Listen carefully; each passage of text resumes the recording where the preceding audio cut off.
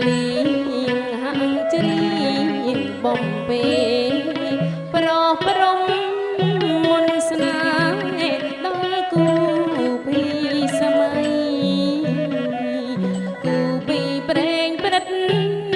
ដិតជាប់ហាំងរតីដោយទឹកត្រីស្នេហ៍ព្រៃព្រឹកសាមានតែបងមួយជាទ្រូងជីវិតផ្ញើប្រាណផ្ញើចិត្តផ្ញើទាំងវាសនាផ្ញើទាំងបេះដូងណាមចាំងចិនតាថ្លៃអើយមេត្តាករណារូបស្រីអូនជាភរិយាស្មោះនឹងបងពិតអូនថ្នាក់ថ្នមចិត្តប្រណិប័តរូបប្តី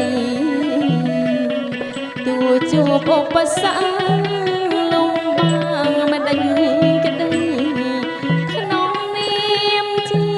ស្រីភក្តីមនោរម្យនៅក្នុងជាតិនេះអូនមានរូបបងធ្វើជាគូក្រងស្វាមីអត់ដំពីថ្ងៃនេះទៅ